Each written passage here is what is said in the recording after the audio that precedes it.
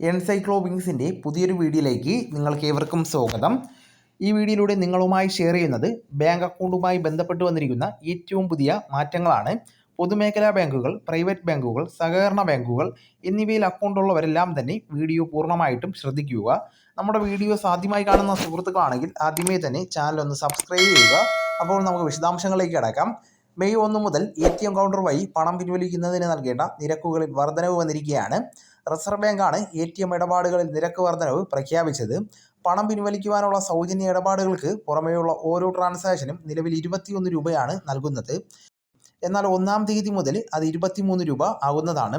Account ഏത് ബാങ്കിലാണോ ആ ബാങ്കിൻ്റെ ATMകളിൽ നിന്നും മാസത്തിൽ 5 തവണയും മറ്റ് ബാങ്കുകളുടെ ATMൽ നിന്ന് 3 തവണയും പണം സൗജന്യമായി പിൻവലിക്കാവുന്നതാണ്. ഇനി മെട്രോ അല്ലാത്ത നഗരങ്ങളിൽ മറ്റ് ബാങ്കുകളുടെ ATMൽ നിന്ന് 5 തവണ പിൻവലിക്കാവുന്നതാണ്. ATM കൗണ്ടറുകളുടെ നടത്തിപ്പിനും സെക്യൂരിറ്റി സംവിധാനങ്ങൾ നടപ്പിലാക്കുന്നതിനും വലിയ ചിലവ് വരുന്നുണ്ടെന്ന ബാങ്കുകളുടെ അഭ്യർത്ഥന മാനിച്ചാണ് RBI നിരക്ക് വർധനവ് വരുത്തിയിരിക്കുന്നത്. പുതിയ പരിഷ്കാരം ATM കൗണ്ടർ വഴി പണം പിൻവലിക്കുന്നവർക്ക് ചിലവ് വർദ്ധിപ്പിക്കുവാൻ ഇടയാക്കുന്നതാണ്. UPI പോലുള്ള ഫീസ് ഈടാക്കാത്ത ഡിജിറ്റൽ പണമിടപാടുകൾ ഉപയോഗിക്കുന്നത് വ്യാപകമാക്കുകയും ATM കൗണ്ടറുകൾ വഴിയുള്ള ഇടപാടുകൾ ആവശ്യത്തിന് മാത്രം ഉപയോഗിക്കുന്ന രീതിയിലേക്ക് മാറുകയും വേണം.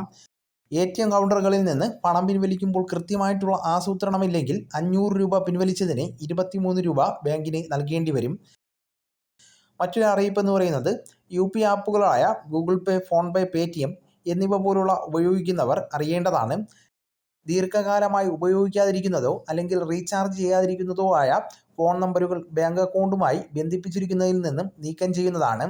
അങ്ങനെ വന്നാൽ പിന്നെ ആ നമ്പറുകളിൽ UPI പേയ്മെൻറ്റുകൾ നടത്തുവാൻ സാധിക്കുന്നതല്ല. അങ്ങനെ വന്നാൽ ആ നമ്പർ വീണ്ടും സജീവമാക്കുകയോ അല്ലെങ്കിൽ വീണ്ടും പുതിയ മൊബൈൽ നമ്പർ നൽകി മറ്റ് ബാങ്ക് അക്കൗണ്ട് അപ്ഡേറ്റ് ചെയ്യുകയോ വേണ്ടതാണ്. ഉപയോഗമില്ലാത്ത മൊബൈൽ നമ്പറുകളുടെ വിവരങ്ങൾ എല്ലാ ആഴ്ചയും പരിഷ്കരിക്കണമെന്ന് NCPI ബാങ്കുകൾക്കും UPI ആപ്പുകൾക്കും നിർദ്ദേശം നൽകിയിട്ടുണ്ട്. അടുത്തത് പ്രാഥമിക സഹകരണ സംഘങ്ങൾക്കും വിവിധ സംസ്ഥാനങ്ങളുമായി പ്രവർത്തിക്കുന്ന സഹകരണ സംഘങ്ങളും സ്വയം ബാങ്ക് എന്ന് വിളിക്കുന്നതിനെതിരെ റിസർവ് ബാങ്ക് ഓഫ് ഇന്ത്യ വീണ്ടും മുന്നറിയിപ്പ് നൽകിയിരിക്കുകയാണ്. ഇവർ ബാങ്ക്, ബാങ്കിംഗ്, ബാങ്കർ എന്നീ വാക്കുകൾ ഉപയോഗിക്കുവാൻ പാടില്ല എന്നും RBI നിർദ്ദേശിച്ചിട്ടുണ്ട്. ഗ്രാമങ്ങളിൽ പ്രവർത്തിക്കുന്ന പ്രാഥമിക കാർഷിക ക്രെഡിറ്റ് സഹകരണ സംഘങ്ങളും സഹകരണ ബാങ്ക് എന്ന പേര് വയ്ക്കുകയോ അങ്ങനെ അറിയപ്പെടുകയോ ചെയ്യുന്നു. വിവിധ സംസ്ഥാനങ്ങളിൽ പ്രവർത്തിക്കുന്ന സഹകരണ സംഘങ്ങൾക്ക് പരിശോധനകൾ ഒന്നുമില്ലെന്ന് മാത്രമല്ല, അവ നിക്ഷേപം സ്വീകരിച്ച് റിയൽ എസ്റ്റേറ്റ് ഉൾപ്പെടെയുള്ള പലവിധ അനധികൃത പ്രവർത്തനങ്ങളിൽ ഏർപ്പെട്ട് ഒടുവിൽ നിക്ഷേപം തിരികെ നൽകാൻ പറ്റാത്ത അവസ്ഥയിലും എത്തിച്ചേരുന്നുണ്ട്. സംസ്ഥാനത്തത്തരം 2 സഹകരണ സംഘങ്ങളിൽ നിക്ഷേപകർക്ക് മാസങ്ങളായി പണവും ജീവനക്കാർക്ക് ശമ്പളവും ലഭിക്കാത്ത അവസ്ഥയുണ്ട്. ബാങ്ക് എന്ന് വിളിക്കണമെങ്കിൽ ബാങ്കിംഗ് ലൈസൻസ് വേണമെന്ന് മാത്രമല്ല, RBIയുടെ മേൽനോട്ടത്തിലും നിയന്ത്രണത്തിലും നടത്തുന്നതായിരിക്കണം. RBI അവിടെ ഓഡിറ്റിംഗ് നടത്തുന്നു. ഉദാഹരണത്തിന് വായ്പകൾ സ്വീകരിക്കുമ്പോൾ നിശ്ചിത തുക കരുതൽ ധനമാക്കി സൂക്ഷിക്കേണ്ടതാണ്.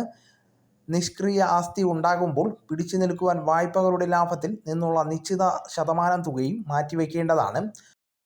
ആസ്തി ബാധ്യത മാനേജ്മെൻറ്റിനും വ്യവസ്ഥകൾ കൊണ്ട് വായ്പയും നിക്ഷേപങ്ങളും പരസ്പര ബന്ധിതമായിരിക്കേണ്ടതാണ്. ഇതൊന്നുമില്ലാതെ ബാങ്ക് എന്ന് സ്വയം വിശേഷിപ്പിച്ചിട്ട് ഒട്ടേറെ സംഘങ്ങൾ വൻ പലിശ വാഗ്ദാനം ചെയ്യുകയും ഒടുവിൽ നിക്ഷേപകർക്ക് മുതലുമില്ല പലിശയുമില്ല എന്ന അവസ്ഥയിൽ എത്തുകയും ചെയ്യുന്നുണ്ട്.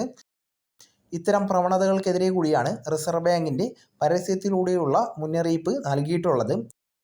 അപ്പോൾ ഈ വിവരം നിങ്ങളുടെ സുഹൃത്തുക്കളിലേക്കും മറ്റ് ഗ്രൂപ്പുകളിലേക്കും കൂടെ ഷെയർ ചെയ്യുക.